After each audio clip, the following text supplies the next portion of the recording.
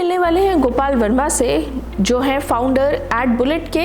एडबुलेट एक Google partner marketing agency है जो 11 साल से इस मार्केट में रही है और इसने कई FMCG, B2B, B2C कंपनीज को अपने बिजनेस को एक नए आयाम तक पहुंचाने में मदद की है। Marketing is going digital rather than going offline. Right. तो ये आपका माइंडसेट कब सेट हुआ या when did you catch on to the trend?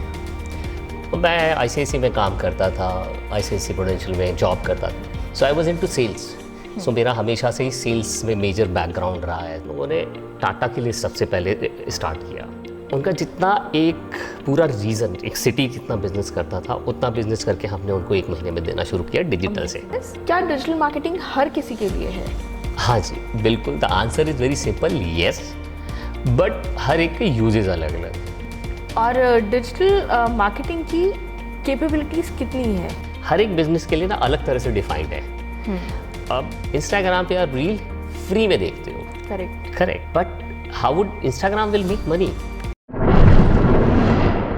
Okay, so हम बात कर रहे थे प्रोडक्ट बेस्ड मार्केटिंग। तो देखिए, वायरल जो हम लोग ऐसा हमारी एक्सपेक्टेशन देती है कि जैसे एक ऑर्गेनिक वायरल हो जाती है किसी की रील, इमेज या कंटेंट, उसी की तरह हमारा प्रोडक्ट वायरल हो जाए। तो principally this is very less possible. It happens. जैसे आपने एक को देखा होगा ना, दूध मांगेंगे तो खीर देंगे, वो वाला एक ऐड चलाता रहा है। ऐसे मल्टीपल हो सकते हैं, बट वेरी लेस जहाँ पे हम ऐसा कोई इंटरेस्टिंग कंटेंट। तो ऐसा नहीं कि आप नहीं कर सकते हो, बट वो रिसर्च करने में, वो निकालने में आपको कई साल लग सकते हैं। तो and that is when we need a digital marketing agency, right, क्योंकि उनको एक पता है उस एल्गोरिदम को कैसे कैच करके करना है। तो आइडिया सिंपल है कि आपको प्रिंसिपली ये समझना है कि अगर आप फेसबुक से कुछ पैसे कमाना चाहते हो तो उसको भी पे करना होगा, गूगल से कुछ पैसे कमाना चाहते हो तो उसको उसका शेयर पे करना होगा। पे क्या है? पे करने का मतलब क्या है? आपको पेड एड भी रन करना होगा। So organic, yes, it is important, but you can not 100% rely कि नहीं मैं सिर्फ ऑर्गेनिक ही करूंगा। So you can make a combination of 70-30, 80-20, 90-10। This is how people design. So we are talking about कि भाई ऑर्गेनिक, मेरे तो 10,000 फॉलोअर्स हैं, मैं तो एक पोस्ट ही डाल दूंगा अपने प्रोडक्ट की तो दूर तक जाएगी। So we need to understand how the algorithm has been updated. Okay. आप प्रोडक्ट की पोस्ट डालेंगे तो शायद 4% की रीच मिले, उसे 5% की रीच मिले आपके followers. Maybe it will reach to 400 people and 300 people. And the most important part, it will reach to only your followers जो हर रोज आपको दिखते हैं। राइट। अब मार्केटिंग जो डिजिटल स्पेस में है, वो बेसिकली मार्केटिंग का मतलब ये है कि किसको जरूरत है उस समय। They might not need your followers because they are following you every day. They might not need. So अगर आपको नया बिजनेस चाहिए, you have to go beyond your followers. True. So this is how it is designed. They are also very smart. They are. अच्छा, एक और word जो हम सुनते हैं डिजिटल मार्केटिंग में, वो है परफॉर्मेंस मार्केटिंग। जी, उसके बारे में और बताइए आप। राइट। सो 2 एक्सपेक्ट हैं डिजिटल के वर्ड, मेजरली 2 ही चीजों में डिवाइडेड है। एक है क्या? ब्रांडिंग, एक हो गया आपका performance marketing. Right. Performance marketing का मतलब ये है कि आप 100 रुपए खर्च कर रहे हो और 110 रुपए आप कमा रहे हो। That is what ideally called performance marketing. जैसे मान लीजिए आप ई-कॉमर्स सेल्स ड्राइव कर रहे हो, तो आपका एड बजट है 50,000 रुपए रोज। 50,000 रुपए एड बजट होने पे आप 60,000 रुपए का रेवेन्यू जनरेट कर रहे हो। सो that is called performance marketing. ऐसे ही मान लीजिए आप 5,000 रुपए लगा रहे हो पेड एड्स पे, जहाँ से आप लीड जनरेट कर रहे हो। तो आप एक लीड की कॉस्ट डिफाइन करके रखोगे, भाई 5,000 रुपए में मुझे 20 लीड आ रही है या 30 लीड आ रही है, तो मेरी एक लीड का कॉस्ट 250 रुपीज हो गया। So this is how it works. That is called performance marketing. मतलब पैसा जो आप लगा रहे हो उसके अगेंस्ट आपको हैंड टू हैंड ROI आ जाए। ब्रांडिंग क्या है? ब्रांडिंग कि आज आप अपने प्रोडक्ट, सॉरी नॉट प्रोडक्ट, अपने ब्रांड के बारे में एक इंप्रेशन छोड़ दो दिमाग में। कैसा? Just give an example. जैसे जब आपको टीवी लेना होता है तो माइंड में कुछ नाम आते हैं, दैट इज ब्रांडिंग। आपको घी लेना होता है तो कुछ ब्रांड दिमाग में नाम आते हैं, दैट इज ब्रांडिंग। आपको वो ब्रांड याद रहे और वो क्या देता है ये याद रहे, जब भी आपको नीड हो दिमाग में रिकॉल कर। सो डिजिटल में वो भी होता है, बट 90% केसेस में medium to small organisation will not focus on the branding side, they focus on the performance marketing side, because that is also only the viability for that. So that is what it's और एक और term होता है which is digital marketing funnel. Right, ये क्या होता है? Right, सो बड़ा इंटरेस्टिंग है ये फनल का। आज इससे पहले थोड़ा सा ये समझते हैं कि हम लोग डिसीजन कैसे लेते हैं। सो एक होती है कंसिडरेशन स्टेज, एक होती है अवेयरनेस स्टेज, फिर होती है डिसीजन मेकिंग। सो मैं मोबाइल खरीदना चाहता हूँ, मेरा मोबाइल खराब हो गया, सो अब मैं आ गया कंसिडरेशन स्टेज में, मैं देख रहा हूँ, कंसीडर कर रहा हूँ, राइट। सो मैंने डिसाइड किया कि भाई मुझे बजट 50,000 का 1 लाख रुपए का है, मुझे इस तरह का मोबाइल। अब मैं इसको अपने आप को शिफ्ट करूंगा डिसीजन मेकिंग स्टेटस में कि भाई मैं ये 5 फोन के मॉडल्स हैं, ये देख रहा हूँ, इनमें से कोई एक ही हुआ। तो फनल का मतलब है कि आप कस्टमर को पहले ऐड एक दिखा रहे हैं, उसमें से आपने 50 लाखों को ऐड दिखाया, उस 50 लाख में से 50 लाख अवेयरनेस स्टेज में चले गए, उसमें से कंसीडरेशन स्टेज पे शायद 1 लाख, फिर उसके बाद एक कंसीडरेशन स्टेज से 1 लाख में से डिसीजन मेकिंग में चले 5,000। तो मतलब कंसीडर स्टेज और डिसीजन मेकिंग स्टेज पे आपके 1 लाख चले गए। तो यहाँ कंसीडर स्टेज का मतलब है, सिस्टम में हम ऐसे डिफाइन करके चलेंगे कि कौन लोग हैं जिन्होंने इतनी देर टाइम स्पेंड किया। Just give an example, there are lot of metrics, कितनी देर टाइम स्पेंड किया, कहाँ क्लिक किया, क्या रीड कर रहे थे, कोई वीडियो देखी, कंटेंट देखा, तो the basis of their action will put them into a different funnel. Okay, so different funnel मतलब कंसीडरेशन से डिसीजन मेकिंग फनल में डाल दिया। उसके बाद उनको हमने डिसीजन मेकिंग वाली जो अब आ गई ऑडियंस, इसको हम एक आप हार्ड मार्केटिंग करेंगे जो मल्टीपल टाइम दिखाएंगे। तो पहले आपने एक बार ऐड दिखाया अवेयरनेस के लिए, फिर इनको आपने शायद 2 बार दिखाया या 3 बार दिखाया जहाँ पे कंसीडरेशन स्टेज पे गए, फिर डिसीजन मेकिंग स्टेज पे शायद आपने 5 बार 10 बार ऐड दिखाया। So this is how it works. क्या ये स्ट्रैटेजी एक बड़े एस्टैब्लिश्ड ब्रांड, लेट से हम कोई ब्रांडेड कार की बात कर रहे हैं, अ हाई एंड कार है मतलब, और कोई एक स्मॉल एंटरप्रेन्योर है जो probably hand knitted sweater sell कर रहे हैं, क्या इन दोनों के लिए स्ट्रैटेजी में कोई डिफरेंस होगा? बिल्कुल डिफरेंस होगा। देखिए, कार एक ऐसी चीज है जो कोई ऐड देख के डिसाइड नहीं कर लेता कि हाँ जी मैं ले लेता हूँ, चलो कार का ऐड देखा अच्छी लग रही है ले लेते हैं, 50 लाख की है, 20 लाख की, 30 लाख की। Sweater 500, 1000, 2000, 3000, 4000, right. So we divide our ecosystem pull and push market. Okay, pull में क्या होता है कि पुल में आप ये सब चीजों पे फनल और डिसीजन मेकिंग पे नहीं जाते हो, वहाँ पे एक ऑलरेडी ऑडियंस डिफाइंड होती है। कैसे ऑडियंस डिफाइंड होती है?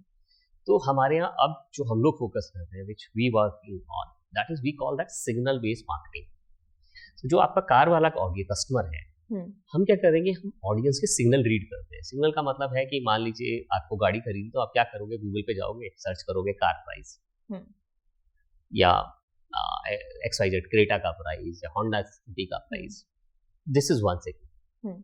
या फिर आप क्या करोगे, कार वाले पे जाओगे या कार ट्रेड पे जाओगे, किसी भी वेबसाइट पे जाके देखोगे, दिस इज अनदर सिग्नल। या फिर आप क्या करोगे, यूट्यूब पे जाओगे, यूट्यूब पे रिव्यू देखोगे गाड़ी, right, this is third signal. चौथा, आप आर्टिकल पढ़ोगे, कोई आर्टिकल में जाके देखोगे भाई किसके क्या क्या डिटेल्स हैं, क्या है स्ट्रक्चर। तो ये 4 आपके सिग्नल हो गए।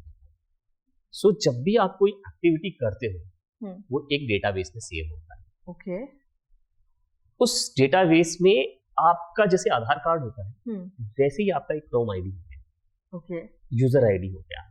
तो आपने क्या क्या किया है सब सेव, करेक्ट, कौन सी वीडियो देखी, कौन सा content. Scare me as an audience.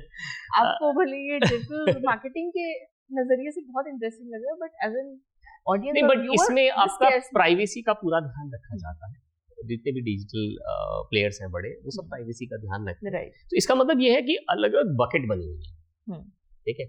एक बकेट में है जी वो लोग जिन्होंने एक कार का सिग्नल जनरेट करा है, एक है जिन्होंने स्वेटर का सिग्नल किया। तो हम क्या करेंगे, हम वो बकेट का एक ऑडियंस बनाएंगे, उसमें आपका नाम, नंबर, ईमेल आईडी कुछ नहीं होगा, बट एज ए यूजर आपका एक आइडेंटिफिकेशन नंबर होगा। सो मैं सिस्टम को कमांड दूंगा कि ये सब कंडीशन मैच करो और इन लोगों के पास जाओ और इन लोगों को ये प्रोडक्ट पिच करो डिजिटली, ठीक है। So that is what is we call pull marketing. यहाँ पे नीड ऑलरेडी क्रिएट हो रखी है, एक मार्केट साइज है, उस मार्केट साइज से अपना हिस्सा लेना, that is what we call pull marketing. तो जहाँ पे इस तरह का प्रोडक्ट बेचना होता है, वहां पे हम ये पुल मार्केटिंग यूज करते हैं। एक हो गया पुश मार्केटिंग। पुश मार्केटिंग में मान लीजिए डोरमेट सेल करना है, अब जैसे आर्टिफिशियल ज्वेलरी वाला मैं आपको बता रहा हूँ, वो सेल करना है, तो यहाँ पे लोगों को ना सोचना नहीं पड़ता। 300 रुपए का सामान है, 500 रुपए का सामान है, अच्छा लगा ले लिया। अब यहाँ पे क्या इंपॉर्टेंट होता है, यहाँ पे इंपॉर्टेंट होता है मेरी दुकान पे अगर कोई फिजिकली कस्टमर आता है तो मैं उसको बता सकता हूँ कि सर ये देखो इतना अच्छा प्रोडक्ट है, हाथ लगा के देखो, इतना अच्छा मटेरियल है, देखो कितना सुंदर लग रहा है, मैं आपको डेमो भी दे देता हूँ डाल के। डिजिटल में तो आप ये नहीं कर सकते। करेक्ट। सो वहां पे होता है कि आपका प्रोडक्ट कैसे पोजीशन किया हुआ है, कितनी फ्लेक्सिबिलिटी दी हुई है कस्टमर को समझने की डिजिटली, कि उसको समझ आ जाए कि ये प्रोडक्ट कैसा दिखेगा, मेरे यहाँ अच्छा लगेगा नहीं लगेगा, सो दैट उसको डिसीजन लेने में आसान हो जाए। हमें 6x3 की स्क्रीन पे 2 से 3 सेकंड में डिसीजन लेने के लिए पुश करना है customer. It's very interesting and complicated. तो आपके पास 6x3 की स्क्रीन है, 2 से 3 सेकंड का टाइम है जिसमें आपको अपना माल बेचना है। यहाँ पे मेन इंपॉर्टेंट चीज आ जाती है, छोटा सा पार्ट है ऑडियंस का, बड़ा पार्ट है कि आपके प्रोडक्ट को कैसे डिफाइन किया हुआ है डिजिटली, एड में कैसे डिफाइन किया है, वेबसाइट पे कैसे डिफाइन किया है, तो ये सारे इकोसिस्टम। सो इनके लिए ये वाली स्ट्रेटजी अच्छी रहेगी और इनके लिए। अच्छा, आपके पुश एंड पुल का जब आप जिक्र कर रहे थे तो मेरे जहन में पता है एक एड कैंपेन बहुत पॉपुलर हुआ था which was Adivasi hair oil. I think it can be a very classic case of it was everywhere, हर किसी की फीड में आ रहा था एंड शायद कुछ लोगों ने खरीदा भी, कुछ लोगों ने नहीं भी खरीदा, because it was so much everywhere और हर कोई मार्केट कर रहा था, इन्फ्लुएंसर भी कर रहे थे, हमारे एक्टर्स भी कर रहे थे, कि कहीं ना कहीं बोले यार इन आदिवासियों के पास इतना पैसा कहाँ से आ रहा है इतनी एडवर्टाइजिंग करें। As an intelligent audience I do think about it like that also, right. So तो हम एक परफेक्ट बैलेंस कैसे बनाए, और आपका क्या व्यू रहेगा आदिवासी हेयर ऑयल? देखो, कमेंट करना सही नहीं होगा, but it was a pure influencing marketing, right, it was pure influencing marketing. So देखिए अगेन ये सब चीजें डिपेंड करता है कि पॉकेट कितनी गोल क्या लेके चले। सो मान लीजिए हमारा गोल 50 करोड़ का है तो हम लोग उसी हिसाब से प्लान कर सकते हैं।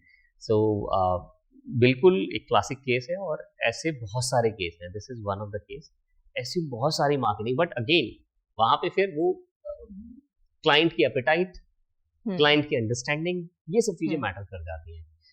जो मीडियम सेगमेंट वाला क्लाइंट है probably not be able to take this kind of steps, right. तो एक जो हम अपने बिजनेस में हमेशा अपने कस्टमर को डिजाइन समझाते हैं, उनको पुश करते हैं, do not look eight big brands when you plan the market. What Amazon is doing, you cannot do it. How Amazon is planning, do not plan in that manner. This is a big mistake generally people take it. So basically small entrepreneurs की strategy ही अलग होनी चाहिए, right? हर एक की strategy अलग है। आप बड़े ब्रांड, मतलब इसको अगर आप 2 पार्ट्स में डिवाइड कर लो ना, एक बड़ा बहुत बड़े ब्रांड्स जिनकी पॉकेट डीप है, एक ऐसा ऑडियंस जिसके पास 50 लाख रुपए हैं, 1 करोड़ रुपए हैं, वो उस पैसे से पैसे बनाना चाहता है, राइट। सो उसकी स्ट्रेटजी सिंपल है कि आप परफॉर्मेंस मार्केटिंग पे फोकस करिए, do not look at to big brand. अब जैसे होमलेन, हम लोग उनके लिए भी काम करते हैं। सो होमलेन कैसे मार्केट करता है, वैसे आप अपने इंटीरियर डिजाइनिंग के लिए बिजनेस नहीं कर सकते, मार्केटिंग नहीं कर सकते। आप एक इंटीरियर डिजाइनिंग है, होमलेन भी इंटीरियर डिजाइनिंग कंपनी है, आप उनका जो फोकस है, उनको 50 बार होमलेन दिखा देंगे, उनका जॉब डन। आप अगर सोचें अपना ABC कंपनी का नाम 50 बार दिखा देंगे, आपका जॉब डन हो गया, नो। सो उनका स्ट्रक्चर ही अलग है। So do not follow big brands, आप बिल्कुल अपनी स्ट्रैटेजी से आप। सो जनरली ये बहुत बड़ा मिथ है और मिस्टेक्स है जो होती है कस्टमर्स के साथ, क्लाइंट्स के साथ, right. So basically what you're saying is कि small entrepreneurs और जो बड़े entrepreneurs हैं उनकी strategy ही बहुत बिल्कुल different है, बिल्कुल different। And the kind of money they will be putting will also be different। Right, उनका देखिए, आपका 5,000 करोड़ का बजट टर्नओवर है, आपके लिए 50 करोड़ कुछ भी नहीं। True। आपका 2 करोड़ का बजट है, टर्नओवर है, आपके लिए 2 लाख रुपए बहुत बड़ी चीज है। So that we need to also consider। वो 50 करोड़ रुपए जो लगाएंगे वो एक जगह नहीं लगा सकते, वो पूरा एक इकोसिस्टम बना देंगे जिसमें सबके पास वो उनका कंटेंट पहुंच जाएगा, सबके पास उनका ब्रांड पहुंच जाएगा।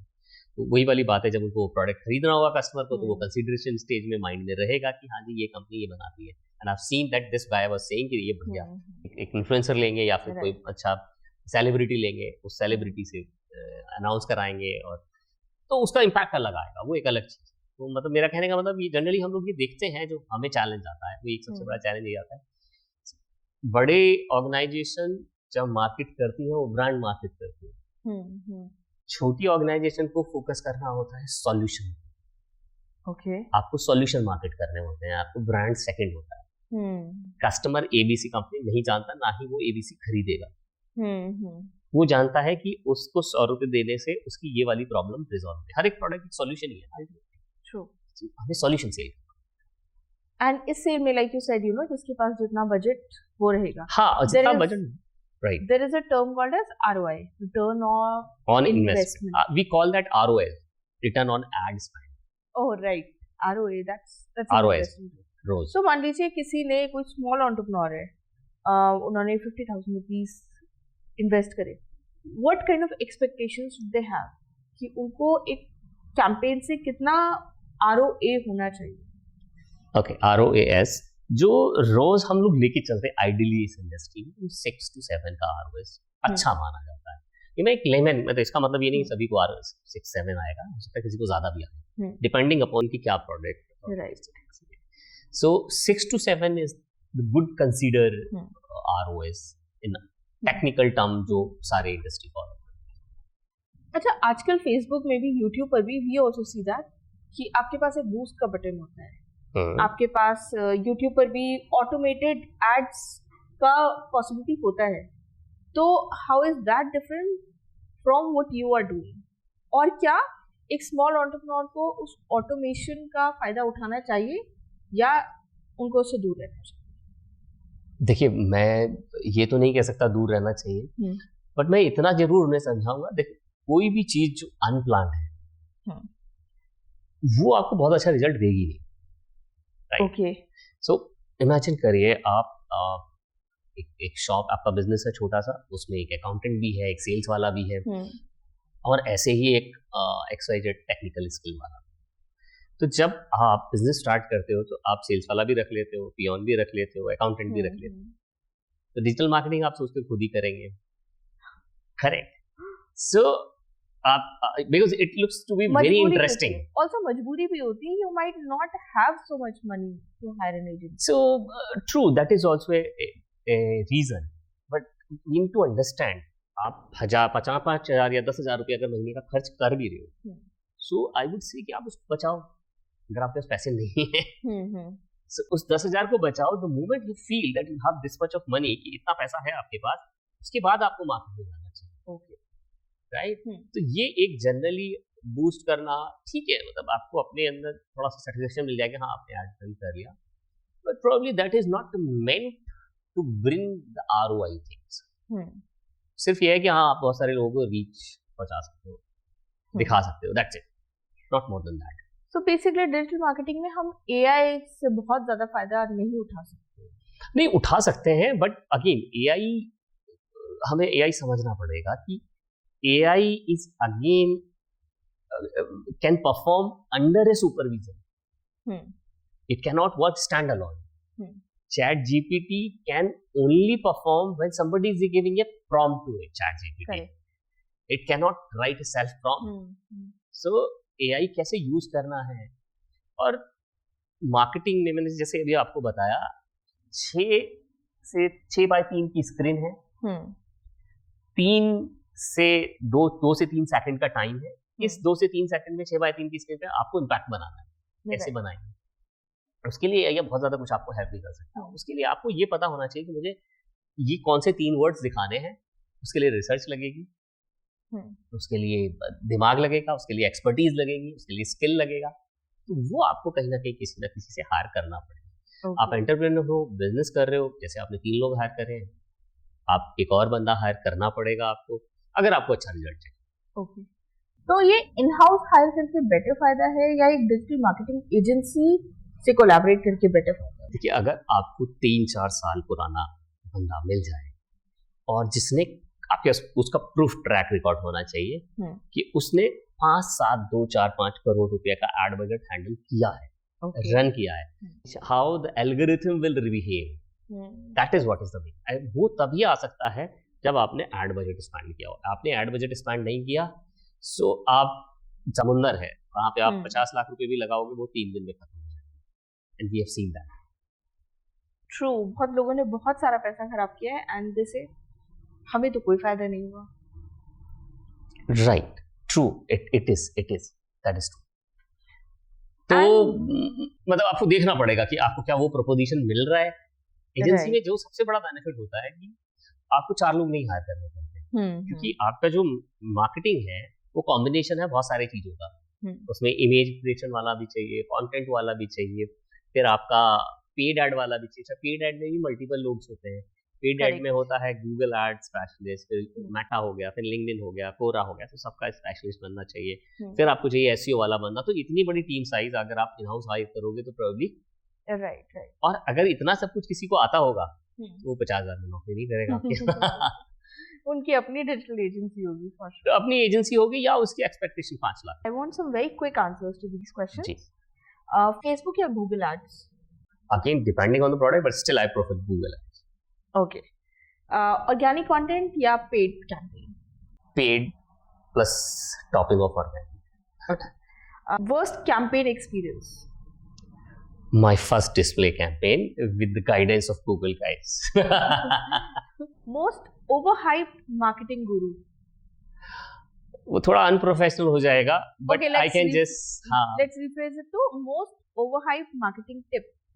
Right, all tips बड़ा मुश्किल है। आप देखो, जिससे टिप आती होगी, टेक्निकल टिप की बात कर रहा हूँ मैं, स्ट्रक्चरल की बात नहीं कर रहा, वो ओपन नहीं करेगा, he'll make money out of that. Of course.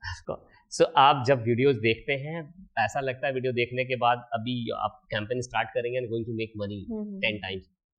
That's not going to happen. Okay. आप वीडियो देख रहे हैं, आपको लगता है कि ये काम करेगा, बहुत छोटे से अमाउंट से अप्लाई करिए and then you see.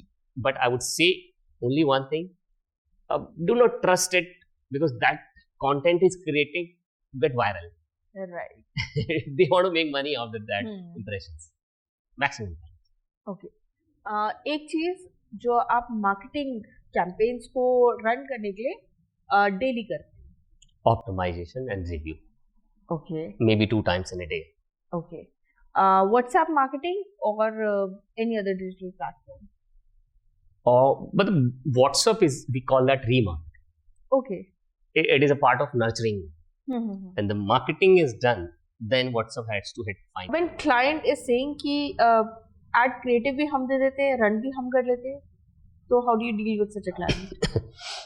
देखिए, हम क्लाइंट से कहते हैं कि आप क्रिएटिव दे दो चलेगा, पर उस क्रिएटिव पे क्या होगा वो हम बता सकते हैं। Okay. वो हमें बताना होगा। एनी टाइम जब आपको एक ऐसा क्रिएटिव रन करना पड़ा हो जब आपको लगा है यार ये तो बिल्कुल काम नहीं करेगा, इस पे क्या करें? रोज करते हैं हम ऐसा। So, देखो, हमारा बिजनेस इस तरीके का है कि हमें क्लाइंट को भी नाराज नहीं करना होता और सक्सेस भी लानी होती है। और ये उनकी गलती नहीं है, उनका कहना का मतलब आप समझिए, होता है कहने का मतलब ये पैसे मेरे, प्रोडक्ट मेरा, आपकी तनख्वाह मैं दे रहा हूँ, सो आपकी क्यों सुनूं मैं? सो यहाँ पे उनको अलाइन करना पड़ता है। कैसे अलाइन करना पड़ता है? उनको ये बताते हैं, सर आपने जो प्रोडक्ट बनाया, क्रिएटिव बनाया, वो बहुत अच्छा है, एक हम बनाते हैं, हम दोनों को चालू करेंगे, फिर सिस्टम को डिसाइड करने दीजिए, जो अच्छा चलेगा हम उसको कंटिन्यू करेंगे, दूसरा बंद कर देंगे। सो अल्टीमेटली कस्टमर को क्रिएटिव से प्यार नहीं है, उसको अपने धंधे से प्यार है। राइट, सो वो अपने आप बोल देता है इसको बंद कर दो यार। That's a smart trip. एक सक्सेसफुल डिजिटल मार्केटिंग एजेंसी को स्टार्ट करने के लिए 3 इंपॉर्टेंट चीजें जो होनी चाहिए। पहला स्किल सेट, अपना एल्गोरिथम नोट, दूसरा ऑनेस्टी, तीसरा ऑनेस्टी। सिंस डिजिटल मार्केटिंग अपने आप में ही एक इंडिपेंडेंट बिजनेस है, तो क्या लोगों को इसे एक बिजनेस की तरह ट्रीट करना चाहिए या फ्रीलांसर की तरह ट्रीट करना चाहिए? देखिए, फ्रीलांसिंग भी बिजनेस ही है, अल्टीमेटली पैसे कमाने का। Right, so it is a complete skilled based business. मतलब ऐसा नहीं है कि किसी को ऐसा लगता है कि हाँ जी आज चलो डिजिटल मार्केटिंग चल स्टार्ट। ये एक इस तरह का बिजनेस है जैसे आपका अकाउंटेंसी है, it is a skilled business. Right, lawyer है, so it is a professional skilled business. So आपको वैसे ही इसको देखना पड़ेगा, कोई भी उठा के नहीं कर सकता। आप अगर आप फ्रीलांसर भी कर रहे हैं तो आपका अगला पड़ाव अपनी एजेंसी बनाना है, इसलिए that is the journey. Right, okay. कोई एक ब्रांड है जो कि एक्सक्लूसिवली ऑफलाइन रही है और अब उनको अपनी डिजिटल मार्केटिंग करनी है, what would be your advice to them? Okay, so सबसे पहले तो उनको अपना डेटाबेस निकालना है, जो उनके बायर्स हैं उसकी लिस्ट बनानी है। सबसे पहले स्टार्ट टच पॉइंट से करना है। उसके बाद उनको ऑडियंस डिफाइन करनी है अपनी, कि हमारी ऑडियंस क्या है। फिर उसके बाद सिग्नल रीड करने हैं, डिफाइन करने हैं, and then the most important thing, again that depends, मैं आपको एक क्रक्स बता रहा हूँ, right, again depending upon what budget is that. So उसके बाद हमें मैसेजिंग डिजाइन करनी है, जो कि बड़ा इंपॉर्टेंट है। अगर ब्रांड नोन नहीं है then we will go with the solution, अगर ब्रांड नोन है तो will go with the brand plus solution plus reasons. This is how. Okay. और एक वक्त था जब वेबसाइट बहुत क्रूशियल होती थी एसईओ के लिए भी और आपके डिजिटल एड्स वगैरह के लिए भी, क्या अभी वो सेम है? बिल्कुल इंपॉर्टेंट है वेबसाइट। देखिए आपका, मैंने अगेन जैसे हम लोग डिस्कस किया, आपकी दुकान है, दुकान पे साइन बोर्ड है तभी तो कस्टमर आएगा। तो आपकी दुकान पे डिजिटल साइन बोर्ड ही नहीं है, डिजिटल शॉप ही नहीं है आपकी, तो फिर कैसे कस्टमर आएगा? So it's very important. आज की डेट में तो बहुत सस्ती बन जाती है, लोग खुद भी बना लेते हैं मेरे ख्याल से, not a big deal. So we should have, तो now the trend is, if you just look at new kids, सब अपने डोमेन खरीदते हैं, अपने नाम की वेबसाइट बनाते हैं।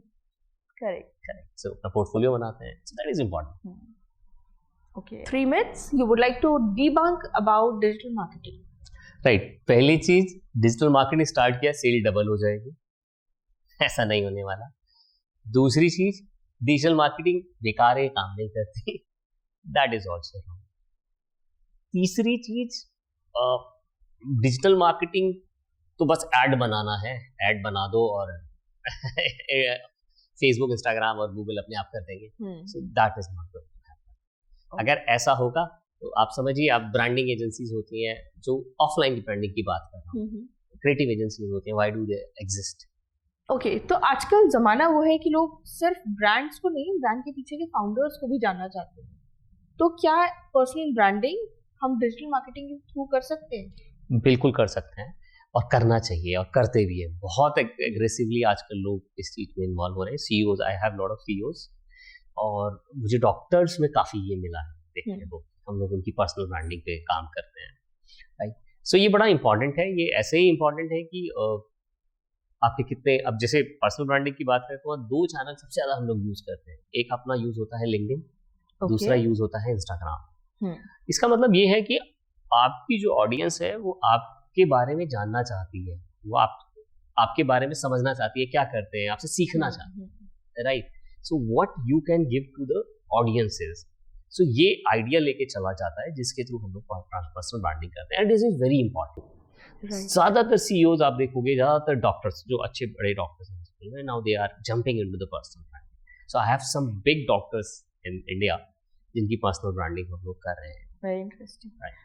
ऑल्सो 4 प्लेटफॉर्म्स हैं हमारे पास इस टाइम पर। हमारा गूगल हो गया, Facebook, Instagram and LinkedIn also, like you see. Twitter is also there. Twitter is also there. Which platform would be your go-to platform when it comes to a very successful digital marketing campaign? So ये इसका सीधा answer बड़ा मुश्किल है, but yes, again it is B2C. The first is Google Ads, okay, then Insta, Facebook, and maybe sometime LinkedIn and Twitter also. And we push for Quora ads and Taboola ads also. Okay. And if it is IT related, we push Reddit also. Okay. And Gartner is also there, one platform for IT projects. इसके अलावा अगर ये B2B है, then the first step is LinkedIn. Okay. Then we may think about Google and Instagram. All right. So we are almost coming towards the end of the episode. आप ये बताइए कि digital marketing इस पूरे ecosystem को आप कहाँ देखते हैं? Where do you think the future leads us to? देखिए, मुझे ऐसा लगता है कि ये will be 10-fold और 20-fold in next 2 to 3 years. अगर आप पीछे का भी स्टेटस उठा के देखेंगे तो it is a multi-fold. क्यों? क्योंकि आपको कुछ भी करना है आज की डेट में। एक अभी जैसे बेंगलोर में हम लोग एक चैलेंज फेस करते हैं। एक हमारी क्लाइंट है, it is a startup, very good startup, जो मोबाइल रिपेयर करते हैं और वो आपके घर से पिक करेंगे, घर पे डिलीवर करेंगे, 60 मिनट में करेंगे, और आपको जब मोबाइल रिपेयर हो रहा होगा उसके ऊपर आप लाइव स्ट्रीम देख सकते हो। सो वहाँ पे चैलेंज क्या आता है कि हम जब मार्केटिंग करने जाते हैं तो एक छोटा शॉपकीपर भी मार्केट कर रहा होता है, बड़ी कंपनी है वो भी मार्केट कर रही होती है, तो प्लेटफॉर्म तो 3 है 4 है, और जो कंपटीशन है वो दिन ब दिन बढ़ता जा रहा है। Right, this is one a challenge, but at the same time audience is also being increased, मतलब यूजर्स भी बढ़ रहे हैं। right. आज जो बच्चे शायद 12वीं में या 12th में या ग्रेजुएशन में आए, then when they will reach on our job and business, तो उनको तो हमारे जैसी शायद या हमारे पेरेंट्स जैसी आदत भी नहीं होगी कि वो मैनुअली कुछ करें, तो probably it will be a huge market. And as a passing note, before we leave, आप हमारे व्यूअर्स को बताना चाहेंगे कि डिजिटल मार्केटिंग उनको क्यों ज़रूरी है, क्या क्या फ़ायदा कर सकती है? ओके, सो आप देखिए डिजिटल मार्केटिंग इसलिए ज़रूरी है, आप इमेजिन करिए एक स्वीट शॉप है बिना साइन बोर्ड की, आपके स्ट्रीट शॉप पे एक भी बोर्ड नहीं है, so how would your customer will come to you? So आज के इस टाइम में जैसे आपका फिजिकल शॉप है वैसे ही आपका डिजिटल शॉप भी होना जरूरी है, बिकॉज कस्टमर घर से बाहर निकल रहा है तो भी आप दिखने चाहिए, अपने घर के अंदर बैठा है तो भी आप दिखने चाहिए। मेरे पास बहुत सारे क्लाइंट ऐसे आते हैं जिनका पेरेंटल बिजनेस है, 40 साल 50 साल पुराना बिजनेस है, दे से हिसाब हमारा बहुत बढ़िया चल रहा था 5 साल पहले तक, कोविड से पहले, और अब वी आर फेसिंग चैलेंज, हमारा बिजनेस का टर्नओवर गिरता जा रहा है, मार्केट बढ़ रही है, हमारा टर्नओवर गिर रहा है। व्हाई? बिकॉज नए प्लेयर आ रहे हैं और हमारा बिजनेस खा रहे हैं। कैसे आ रहे हैं? उनका कोई बड़ा लंबा चौड़ा ऑफिस नहीं है, बड़ा चौड़ा ट्रैक रिकॉर्ड नहीं है, वो डिजिटल में बड़े स्ट्रांग हैं, they are eating. So that is what is very important, that is why it is very important. Recently आपको बिजनेस इंडिया अवार्ड भी मिला है, what do such awards and recognition mean to you? इससे motivation मिलती है और इससे ये कॉन्फिडेंस आता है हमारे क्लाइंट्स को कि हाँ they are reaching to the right audience, right person. So I would say recognisations are very important for us. जैसे हम लोग गूगल पार्टनर की बात करें, so it is again a big important thing. Meta partner है, Quora ad partner है, LinkedIn certified है, Twitter certified है, तबोला के पार्टनर। सो ये this is just not a sign, we have to give a success. एक x amount of clientele handle करना पड़ता है, बजट हैंडल करना होता है, उसमें एक सक्सेस लेके आनी पड़ती है, उसके बाद ही वो पैरामीटर्स पे हमें स्टैम्प मिलता है। So these are very important and tough things which we have to work hard towards that to get for everybody. All right, thank you so much. It was a pleasure. Same here. And I'm sure हमारा episode हमारे viewers के बहुत insightful रहा होगा। So viewers, that's all from us. अगर आपके पास भी कोई सवाल है इनके लिए तो हमें जरूर बताइए और हम इनसे जवाब पूछने फिर इनसे मिलने आएंगे। Thank you so much. Bye bye.